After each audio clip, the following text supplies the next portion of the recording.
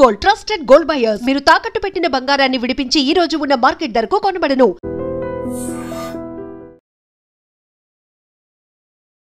Visakha harbour లో ఒక్కసారిగా gas cylinder పేలటంతో తీవ్ర ప్రమాదం చోటు చేసుకుంది. ఈ ప్రమాదంలో ఇప్పటికే 5గురు మృతి చెందారు. ఇక్కడ ఉన్నటువంటి భయానక వాతావరణం చూస్తే ప్రతి ఒక్కరు తీవ్ర భయభ్రాంతులకు గురవుతున్న పరిస్థితి. ఎందుకంటే ప్రమాద స్థలంలోనే 2 చనిపోతే క్షతగాత్రులు తీవ్రంగా కాలినటువంటి గాయాలతో వారు పెట్టినటువంటి కేకలు విన్న వాళ్ళు కూడా ఇప్పటికీ అదిరిపోతున్నారు. అంటే వారి పరిస్థితి ఎంత దారుణంగా ఉందో.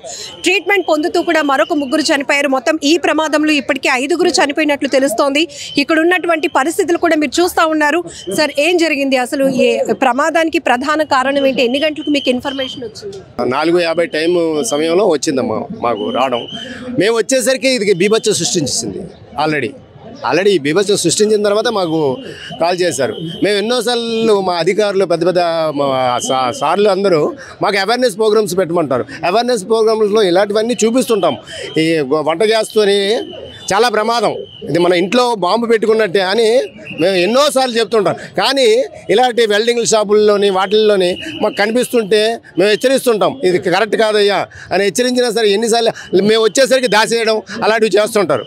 అది కరెక్ట్ కాదు. ఇది సిలిండర్ వల్లే ఇది ఇంత పెద్ద ఆఘాతం జరిగింది. ఇది ఇప్పుడు ఇదే బిల్డింగ్లో కానీ జరిగితే చాలామంది చనిపోతారు. ఇప్పుడు ముక్కలైపోయారు, పీసుగా మారిపోయారు మనుషులు. 3 గాయాలైంది. ఆల్రెడీ వాళ్ళకి పంపించాం, డెడ్ బాడీలను ఇప్పుడే పంపించాం. ఆల్రెడీ పీసులు అయిపోయారు. ఒక పీస్ అటువైపు అయిపోయి గోడ వెనక్కి వెళ్ళిపోయింది. ఆ పీస్ తీసుకొచ్చి మళ్ళీ ఇక్కడ తీసుకొచ్చి పెట్టాం. మీరు ఎప్పటికప్పుడు ఫైర్ డిపార్ట్మెంట్ నుంచి వారోత్సవాలు చేస్తూ ఉంటారు, అవేర్నెస్ క్యాంపెయిన్లు చేస్తూనే ఉంటారు. మీరే చెప్పారు ఇక్కడికి వచ్చినప్పటికే జరగాల్సినటువంటి భయానక వాతావరణం మాకు కనిపించింది అని. ఇదే ఒక వాళ్ళ నివాస గృహాల్లో జరిగి ఉంటే కనుక దీన్ని ఊహించడం కూడా చాలా కష్టం. ఊహించడం అంటే ఇప్పుడు 4-5 ప్రాణాలే పోయింది అంటున్నాం. అక్కడ వందలాది ప్రాణాలు పోవడానికి ఆస్కారాలు ఉన్నాయి. బిల్డింగ్స్ కొలాప్స్ అయిపోద్ది. మనం నాయనా మేము ప్రతి ఇంటికి వెళ్ళి మేము అపార్ట్మెంట్లలో కూడా మేము అవేర్నెస్ ప్రోగ్రామ్ కండక్ట్ చేస్తుంటాం. అలాగే పబ్లిక్ అవేర్నెస్, ఈ పబ్లిక్ని హోటల్స్ వాళ్ళకి వీళ్ళందరికీ పిలిచి మేము పబ్లిక్ అవేర్నెస్ కూడా పెడుతుంటాం. పెట్టినా సరే అప్పటికి ఆ రోజుకే వినడం, తర్వాత ఏమో మర్చిపోవడం అలా చేస్తుంటారు మేడం. ఇది ఇలాంటి మాత్రం ఎన్నో షాపులకి ఎన్నోసార్లు చెప్పాం. ఈ సంఘటన అదే కానీ ఒక అపార్ట్మెంట్లో జరిగింది అనుకోండి, అపార్ట్మెంట్లో జరిగితే ఎంతమంది చనిపోతారో అర్థం కాని విషయంగా మారిపోతుంది.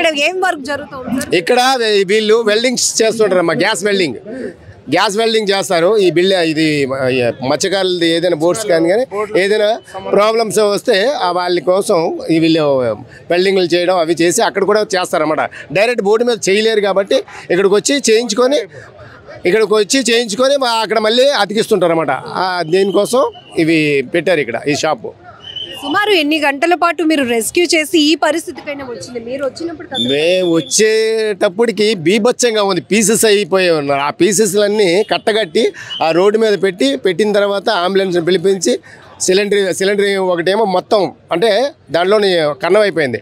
గ్యాస్ అది కూడా పేలింది అనుకోండి, ఇంకా బీభత్సం సృష్టించేస్తుంది. చాలా బీభత్సం అయిపోయింది. 2 అయితే ఒకదానికే తట్టుకోవాలి. పీస్ అది కూడా ఎక్కడికి వెళ్ళిపోయిందో, ఏ ఇంటి మీద వెళ్ళిపోయిందో మనకి ఇప్పటికి ప్రస్తుతానికి మనకు తెలియదు. ఒక్క పీస్ మాత్రమే దొరికింది. ఆ ఒక్క పీస్ మాత్రం దొరికింది. ఇంకా తదిమా పీసులు ఎటువైపు వెళ్ళిపోయిందో, ఏ ఇంటి వైపు వెళ్ళిపోయిందో ఎవరికి నష్టం ఉందో ఈ చుట్టుపక్కల వాళ్ళకి ఇంకా తెలుసో తెలీదో. 97లో HPCLలో చూశాను ఇలాంటి సంఘటన. పీసులుగా గోడలకు అంటుకుపోయి ఉన్న పీసుల్ని మేము అవన్నీ సెట్ చేసి ఎవరెవరిదో తెలియదు. అలాంటి సంఘటన కూడా నేను ఫేస్ చేశాను. ఇప్పుడు ఇలాంటి సంఘటన మళ్ళీ చెక్కుడు బిల్డింగ్ ఉంది కదా, అక్కడ కూడా అలాగే దీపావళి సామాన్లు వాళ్ళు అమ్ముకునేవారు. వాళ్ళేమో వంట చేస్తూ ఆయనేమో దీపావళి సామాన్లు కూరుతూ వెళ్ళి ఏం చేశాడు, గ్యాస్ ఆన్ చేశాడు టీకి. అప్పుడు చెక్కుడు బిల్డింగ్ రాయి దగ్గర అక్కడ కూడా అలాగే సంఘటన జరిగింది. ఇక్కడ అక్కైపాలెంలో ఇది భారీ ప్రమాదం. విశాఖపట్నంలో ఇది ఒక భారీ ప్రమాదం అని మేము తెలియపరుస్తున్నాం. ఇలాంటివి జరిగినప్పుడు మనం వచ్చి చూపించడమే కాదు, ఇకపై ఇలాంటి జరగకుండా ఉండాలంటే ఆ సీరియస్నెస్ ఎన్నోసార్లు అమ్మ, ఒక్కసారి కాదు. మనం ఫైర్ ఉత్సవాల్లోనే మేము చెప్పము. ప్రతిరోజు మాకు బుధవారం అవేర్నెస్ ప్రోగ్రామ్ అని ఉంటుంది. ఒక్క చోట కాదు, అన్ని చోట్లకి స్కూళ్ళకి కూడా చిన్న పిల్లలకు కూడా అవేర్నెస్ చేస్తుంటాము. చిన్న పిల్లలకు కూడా అవేర్నెస్ చేస్తుంటాం. ప్రమాదానికి అంటే వంట గ్యాస్కు ఉపయోగించింది అలాంటి విషయాలకి ఉపయోగించకూడదు. దానివల్లే ఈ పెద్ద ప్రమాదం జరగడానికి కారణం జరిగింది. అది madam. Station fire officer Ramana గారు కూడా తీవ్ర ఆవేదనతో చెప్తున్న మాట ఏంటంటే అప్పుడెప్పుడో గతంలో చాలా ఏళ్ల క్రితం జరిగినటువంటి ప్రమాదాలు తీరు చూసాం. ఇప్పుడు అలాంటి భయానక వాతావరణం అయితే ఇక్కడ మళ్ళీ కనపడుతోంది. ఒక్కసారి ఆ జనాల్ని చూస్తుంటే ఈ భారీ పేలుడు శబ్దానికి ఎక్కడెక్కడో పరిసర ప్రాంతాల నుంచి కూడా పెద్ద ఎత్తున జనాభా వచ్చినటువంటి పరిస్థితులు కనపడుతోంది. ఎందుకంటే ఇలా ఈ గ్యాస్ సిలిండర్ ఏదైతే వంటకి ఉపయోగించేటటువంటి గ్యాస్ సిలిండర్లు ఇలా వీళ్ళు కమర్షియల్ ఆస్పెక్ట్ లో జరుగుతున్నటువంటి వర్క్స్ కి వెల్డింగ్ వర్క్స్ కి ఉపయోగించడం వల్ల మేమైతే రైడ్స్ చేసినప్పుడు వీళ్ళు దాచిపెడతారు. కానీ ఇప్పుడు ప్రమాదం జరిగిన తీరు చూస్తుంటేనే చాలా బాధ అనిపిస్తోంది. ఎందుకంటే తునాతునకలు అయిపోయినటువంటి పరిస్థితి. ఎంతమంది ఇందులో చనిపోయారో చెప్పడానికి కూడా కొంతమంది వ్యక్తుల శరీర భాగాలైతే ఎగిరిపడ్డాయి అని చెప్తున్నారు. ఇప్పుడు ఫైర్ ఆఫీసర్ ఐ డ్రీమ్ తో మాట్లాడుతూ లైవ్ లోనే ఇది బొటన వేలు, ఇది ఇంకొక శరీర భాగం ముక్కలుగా ఎగిరిపడ్డాయి. ఇక్కడ మీకు కనిపిస్తోంది ఈ వాల్ బ్యాక్ సైడ్ ఒక శరీర భాగం ఎగిరి పడితే దాన్ని వెతికి తీసుకొచ్చిన పరిస్థితి. అంత ఘోరంగా అంత దారుణంగా ఈ ప్రమాదం జరిగింది అని చెప్తున్నారు. ఇప్పటికైనా ఇలాంటి ప్రమాదాలు ఆగాలి అంటే ఖచ్చితంగా ప్రతి ఒక్కరూ ఒక అవేర్నెస్ కలిగి ఉండాలి. ఎందుకంటే ప్రమాదం అనేటప్పటికీ అక్కడ ఎంతమంది ప్రజలు ప్రాణాలు పోగొట్టుకోవాల్సిన పరిస్థితి. ఇప్పుడు ఫైర్ ఆఫీసరే చెప్తున్నారు ఇదే ప్రమాదం చుట్టూ ఉన్న జనావాసాల మధ్య జరిగితే వందలాదిగా మనుషుల ప్రాణాలు పోవడానికి కూడా అవకాశం ఉంటుంది. అలాంటిది ఇక్కడ హార్బర్కి సంబంధించినటువంటి బోట్స్ ఏవైతే ఉంటాయో వాటి వెల్డింగ్ వర్క్స్ ఇక్కడ జరుగుతూ ఉంటాయి. సో వంటకి ఉపయోగించే గ్యాస్ సిలిండర్లు ఇక్కడ ఉపయోగించడం అనేది ప్రమాదానికి పెద్ద కారణంగా తెలుస్తోంది. ఆల్రెడీ ఒక సిలిండర్ అయితే పూర్తిగా బ్లాస్ట్ అయింది. ఇంకొక సిలిండర్ కూడా బ్లాస్ట్ అయితే మాత్రం ఈ ప్రమాద తీవ్రత మరింత ఎక్కువగా ఉండేది అంటున్నారు. అలానే ఈ ప్రమాదంలో చిక్కుకొని తీవ్రమైన కాలిన గాయాలతో వారు పెట్టినటువంటి కేకలు, వాళ్ళు నడుచుకుంటూ కొంతమంది మమ్మల్ని కాపాడండి అంటూ ఆ మంటలు తట్టుకోలేక పెట్టినటువంటి కేకలు ప్రతి ఒక్కరిని తీవ్రంగా కలిసివేస్తున్నాయి అని చెప్పాలి. ఏదేమైనా హార్బర్లో ఈ ప్రమాదం ఒక్కసారిగా విశాఖపట్నాన్ని ఉలికిపాటుకు గురి చేస్తుందని చెప్పొచ్చు. క్షతగాత్రుల పరిస్థితి మరింత దయనీయంగా ఉంది. ట్రీట్మెంట్ కి కూడా సహకరించే పరిస్థితి లేనట్టుగా అంత ఇంజూరియస్ కనపడుతున్నాయి. కాలినటువంటి గాయాలు ఇక్కడ మీరు ఒక్కసారి అబ్జర్వ్ చేస్తే మొత్తం చెక్కలు కాదు కదా, గోడలు కూడా మొత్తం ముక్కలు అయిపోయినటువంటి పరిస్థితి.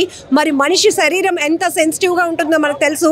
ఈ ప్రమాద తీవ్రత, ఇక్కడ ఉన్నటువంటి భయానక వాతావరణ పరిస్థితులు చూస్తేనే ఈ ప్రమాదంలో చిక్కుకున్న వారి పరిస్థితి ఎలా ఉందో మనం అంచనా వేయొచ్చు. సో భారీగా ఫైర్ సిబ్బంది కూడా ఇమీడియట్గా ఇక్కడికి చేరుకుని గంటల కొద్ది రెస్క్యూ చేసి ఇక్కడైతే కనుక పరిస్థితిని చక్కదిద్దారు. క్షతగాత్రులను అయితే కేజీహెచ్కి ఇమీడియట్గా తరలించడం కూడా జరిగింది. బట్ ఈ ప్రమాదంతో ఒక్కసారిగా హార్బర్ పరిసర ప్రాంతాల నుంచి అయితే జనాభా పెద్ద ఎత్తున ఇక్కడికి చేరుకుని ఇలాంటి ప్రమాదాన్ని మేము ఎప్పుడు కూడా చూడలేదు, కళ్ళెదుటే ఇంకా ఆ భయానక పరిస్థితులు మాకు కనిపిస్తున్నాయి అంటున్నారు. సో జిల్లా యంత్రాంగం కూడా ఒక్కొక్కరుగా ముందుకు వస్తూ ప్రమాదం జరగటానికి కారణాలు ఏంటి, ఇక్కడ ఉన్నటువంటి పరిస్థితి ఏంటి అనేది కూడా మనకి పరిశీలిస్తున్నటువంటి దృశ్యాలు మీరు ఐ డ్రీమ్ మీడియా ఛానల్ పైన చూస్తూ ఉన్నారు. ఇక్కడ ఒక్కసారి అవేర్నెస్ అనేది ఖచ్చితంగా అవసరం. ఇక్కడ ప్రమాదం జరిగినటువంటి ప్లేస్లు మీరు ఒక్కసారి అబ్జర్వ్ చేస్తే కనుక తీవ్ర భయానక వాతావరణం ఇక్కడ కనపడతా ఉంది. సో ఇమీడియట్గా మేమైతే ఇక్కడికి ప్రమాదం జరిగినప్పుడు ఆ శబ్దానికి పరుగులు పెట్టి వచ్చాం మేడం అని చెప్తున్నారు కొంతమంది యువకులు. ఎందుకంటే హార్బర్లో ఇక్కడ బోట్లకు సంబంధించినటువంటి వర్క్స్ జరుగుతూ ఉంటాయి. సో గ్యాస్ కట్టర్ ఈ వర్క్స్ జరుగుతున్న టైంలోనే వంట గ్యాస్కి వినియోగించేటటువంటి సిలిండర్లు ఇక్కడ ఉపయోగిస్తున్నారు. దానివల్ల ప్రమాద తీవ్రత చాలా ఎక్కువగా జరిగింది అని కూడా చెప్పుకోవచ్చు. సో ఇక్కడ మొట్టమొదటిగా ప్రమాదం జరిగినప్పుడు పరిస్థితి ఏంటి, ఇక్కడ ఎలాంటి వర్క్స్ జరుగుతాయి, ఆ సమయంలో ఎంతమంది వర్క్ చేస్తున్నారు, ఈ డీటెయిల్స్ అన్ని తెలుసుకుందాం. సో ఇక్కడ మీరు హార్బర్లో ఉంటారు కదా, వచ్చినప్పటికీ మీకు ఎలాంటి సౌండ్స్ వినిపించాయి? అంటే దీన్ని బుక్క వీధి అంటారు. ఈ వీధి అనుకుని మా వీధి పక్కన ఉంటుంది కొత్త అగ్రహారం స్కీమ్ బిల్డింగ్ అని. ఒకసారిగా చాలా బేవచ్చమైన సౌండ్ వచ్చింది. దండం అనగానే మొత్తం పక్షులతో సహా అన్నీ కూడా కదిలే. అంటే ఏమైంది అనుకుని హుటాహుటినా అక్కడి నుంచి బండి వేసుకుని ఇక్కడ మాకు 2 నిమిషాలు నాకు హుటాహుటినా బండి వేసుకుని వచ్చాను. Bomb blast type. నేను బండి అయితే మాత్రం దగ్గర అక్కడ ఉన్న సెంటర్లో ఆపేసాను. ఇక్కడ వరకు వస్తే ఇంకో గ్యాస్ లీక్ అవుతుంది అని చెప్పాను. కానీ ఎటుపక్క జనాభా అటుపక్క పరిగెడుతున్నాను. ఈలోపు చూడబోసరికి ఒక పర్సన్ ఆ పక్క షాప్ ఓనరు రమణ అనే ఆ వ్యక్తి, అతను ఇక్కడ షాప్ అయితే ఈ బ్లాస్ట్కి అతను అక్కడ తుల్లాడు, అంటే అక్కడ పడిపోయాడు. మొత్తం అతను బాడీ అంతా స్కిన్లెస్ అయిపోయింది ఫుల్ బాడీ. మెల్లిగా ఇబ్బంది మీద అతను లెగిచి చాలా ఇబ్బంది మీద లేచి అతను ఒక్కడే మాత్రమే మేము అంబులెన్స్లో పెట్టడం జరిగింది. ఇంకా మిగతా ఇద్దరు మాత్రం మేము రాబోసరికి ఒక అతను కొన ఊపిరితో పడిపోయి ఇక్కడ ఉన్నాడు, ఈ స్పాట్లో ఉన్నాడు. ఇంకో వ్యక్తి మాత్రం ఆన్ ద స్పాట్లో చనిపోయాడు. ఇంకొక వ్యక్తి మాత్రమే స్పాట్ పాట్లుగా, అంటే బాడీ స్పాట్ పాట్లుగా ఎటుకే విభజించాయి. హ్యాండ్ ఒక పక్క, హెడ్ ఒక పక్క, ఒక కాలు అంటే ఒక తొడ ఒక పక్క, పీసుగా అంటే కండలు ఒక 4 సెట్లు 5 సెట్లుగా ముక్కలు అయిపోయిన బాడీ ఒకటి ఈ గోడ అవతల వైపు పడిపోయింది, కట్ అయిపోయి పడిపోయింది. దాన్ని తీసుకొచ్చి ఇక్కడ పెట్టి ఇప్పుడు పంపించారు అంబులెన్స్. ఇక్కడ ఏ వర్క్స్ జరుగుతూ ఉంటాయి మామూలుగా మనం ఒకసారి అబ్జర్వ్ చేస్తే కనుక ఇక్కడ ఎలాంటి వర్క్స్ జరుగుతుంటాయి? రెగ్యులర్ గా మీరు చూస్తూ ఉంటారు కదా. ఇక్కడ మాకైతే మా హార్బర్కి సంబంధించి బోట్లకు సంబంధించిన ఇంచీలు లేదా ఇలాంటి బల్లలు, ఇలాంటి ఐరన్ అంటే ఓల్డ్ ఏరియానికి బోటు గుద్దుకున్నప్పుడు అంటే చెక్క విరిగిపోకుండా దానికి సపోర్ట్గా వీటిని ఇక్కడ రెడీ చేసుకుంటారు అనమాట. బోటు ఓనర్లు రెడీ చేసుకుని వీటిని బోట్లకి పంపించడం. ఇక్కడి నుంచి ఇలాంటి షాపులు ఈ ఏరియాలో దగ్గర ఒక 5-6 షాపులు ఉంటాయి, పెద్ద షాపులు ఉంటాయి. ఇవి ఏంటంటే ఎక్కువగా ఇక్కడ పనులు వెల్డింగ్లు, గ్యాస్ కటింగ్ ఇలాంటి పనులు జరుగుతుంటాయి. హోల్ సైడ్ ఇలాంటి వర్క్స్ ఇక్కడ జరుగుతుంటాయి. మినిమం ఇక్కడ ఓడుతున్న సిలిండర్ ఎక్కువ, ఈ సిలిండర్స్ యూజ్ చేస్తుంటారు. అలాగే కట్టర్స్ ఉంటాయి, ఇలాంటి ఓడుతుంటారు. ఆ కట్టర్స్ ఉంటాయి. ఏమైనా ఇలా ప్లేట్లు కట్ చేయాలంటే ఆ మిషన్స్ ఇవన్నీ యూజ్ చేస్తుంటారు. గ్రైండింగ్ మిషన్లు ఇవన్నీ యూజ్ చేస్తుంటారు. మరి ప్రమాదం ఎలా జరిగింది అయితే మాత్రం జరిగినట్టు ఎవరికి తెలియదు. వితిన్ సెకండ్లో మొత్తం చల్లా చిదిరైపోయారు అందరూ. వితిన్ సెకండ్ అంటే ఏ మనిషి ఏ టైంకి చనిపోయాడు కూడా తెలియదు. అలాగైపోయింది ప్రమాదం మాత్రం. ఎవరు పోల్చుకున్నట్టుగా అయిపోయింది. కొంతమంది బాగా శరీరం అంతా కాలిపోయి ఇలా నడుస్తూ కూడా కనిపించారు. సో మనకి మీరు పంపించిన విజువల్స్ లో కూడా అసలు వాళ్ళ పరిస్థితి ఏంటి? మొత్తం ముక్కలు ఊడిపోయి. అందులో మాత్రం ఒక పర్సన్ అయితే మాత్రం మన అంబులెన్స్ కేజీజీ పట్టుకెళ్తుండగా దారిలోనే అతను చనిపోయారంటే ఆల్రెడీ మన న్యూస్లో ఇప్పుడే వెంటనే అప్డేట్లు వేసారు. ఇప్పుడు అతను స్పాట్లో చనిపోయి వెళ్తుండగా ఇంకో అతన్ని ఇక్కడ ఉంటుండగా కొనాపురతో పాపం అతన్ని శ్వాస ఆడుతుంది అంబులెన్స్ వచ్చేలోపే అతను చనిపోయాడు. చాలా బాధాకరం విషయం. ఇక్కడ గణేష్ అంట కదా ఓనర్, ఆయన కూడా చనిపోయారు. ఆయన కూడా చనిపోయారు. రెగ్యులర్ గా ఈ షాప్స్ లో వర్క్ చేయడానికి ఎంతమంది ఉంటారు? మాక్సిమం ఒక 7 మెంబర్స్ నుంచి ఒక 5 మెంబర్స్. 7 మెంబర్స్ కంటిన్యూస్ డ్యూటీకి రారు. ఒక 5 మెంబర్స్ వచ్చారనుకో 2 సెలవు పెట్టడం, ఒక 2 వచ్చారనుకో 3 సెలవు పెట్టడం, అలాగే అడ్జస్ట్ చేసుకొని ఇక్కడ వర్క్ చేసుకుంటారు. ఈ పక్కన ఆనుకున్న షాపులు ఏంటంటే ఒకటి పాన్ షాపు, రవణ అంటే ఇప్పుడు అక్కడికి బాడీని అక్కడ తుల్లిందని చెప్పాం కదా. పాన్ షాప్ అతను ఆ పక్కన చైర్ వేసుకుని కూర్చుంటాడు అతను ఎప్పుడు. అలా ఆ వ్యక్తి కూడా ఈరోజు అకస్మాత్తుగా లేదు. కానీ ఈ షాపులతో ఆనుకొని ఉంటుంది అతని షాప్. అదిగో మూడో షాపు. మొత్తం ఇక్కడ నుంచి ఈ లైన్లో 1, 2, 3, 4, 5 మొత్తం 4 షాపులు ఎగిరిపోయాయి. 1, 2, 3, 4 అలాగా 4 షాపులు ఉండిపోయాయి. అతను ఎప్పుడు కూడా అక్కడే ఉంటాడండి అతని షాపు. అతను వర్క్ ఏంటి ఐరన్ కొంటుంటాడు అనమాట. ఐరన్ పర్చేస్ చేస్తుంటాడు.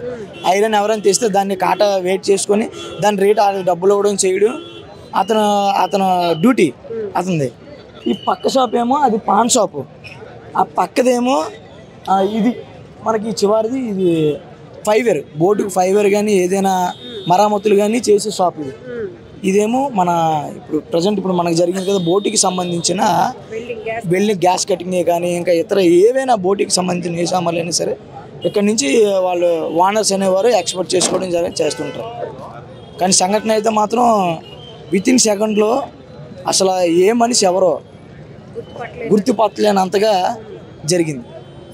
ఇక్కడ స్థానికంగా ఉన్నవాళ్ళు ప్రమాదం జరిగినటువంటి తీరును వివరిస్తుంటేనే వినటానికి వణుకు పుడుతోంది. ఎందుకంటే ఇలాంటిది హార్బర్ హిస్టరీలోనే కాదు, విశాఖలో కూడా ఇలాంటి భారీ ప్రమాదాలు జరగలేదు. ఇక్కడ ఉన్నటువంటి ఈ కంప్లీట్గా 5 షాప్స్కి సంబంధించి మొత్తం కూడా ఏది కూడా అసలు చెల్లాచెదురైపోయింది. ఈ ప్రమాదంలో ఆ బడ్డీకి సంబంధించినటువంటి ఓనర్ రమణ అనే వ్యక్తి ఎప్పుడూ రెగ్యులర్గా బయటే కూర్చుంటాడు. అలాంటి వ్యక్తి శరీర భాగాలు అవతల వైపు ఎగిరిపడ్డాయి అంటే ఎంత ప్రమాద తీవ్రత ఏ స్థాయిలో ఉందో కూడా మనం ఆలోచించవచ్చు. సో రెగ్యులర్గా ఇలాంటి గ్యాస్ సిలిండర్లు కావచ్చు, బోట్కి సంబంధించినటువంటి వర్క్స్ ఇక్కడ జరుగుతూ ఉంటాయి. కానీ శరీర భాగాలు ఎగిరిపడ్డం, ఆ ప్రమాద తీవ్రత ఇంతలా ఉందంటే ఇక్కడ మీరు ఒక్కసారిగా హార్బర్ పరిసర ప్రాంతాలు, ప్రమాదం జరిగినటువంటి పరిసర ప్రాంతాలు చూస్తే పూర్తిగా పెద్ద ఎత్తున జనం గుమిగూడినటువంటి పరిస్థితి. ఎంత పెద్ద బ్లాస్ట్ అయింది, ఏమైంది, అది కూడా హార్బర్ కి దగ్గరగా ఉన్నటువంటి ప్రాంతంలో ప్రమాదం జరగటం వల్ల ఒక్కసారిగా విశాఖ ఉలిక్కిపాటుకు గురైందని చెప్పొచ్చు. ఇందులో క్షతగాత్రులు ఎవరైతే తీవ్రమైనటువంటి కాలిన గాయాలతో హాహాకారాలు పెట్టారు. వాళ్ళు చూసే వాళ్ళకి గుండెలు వణికిపోయాయి అని కూడా స్థానికులు చెప్తున్నారు. ఏదేమైనా చాలా ఘోరమైనటువంటి ప్రమాదం. ఇక్కడ ఒకటే నిర్లక్ష్యం. ఫైర్ ఆఫీసర్లు కూడా చెప్తున్నారు, ఎప్పటికప్పుడు మేము సేఫ్టీస్ పైన అవగాహన కల్పిస్తూనే ఉంటాం.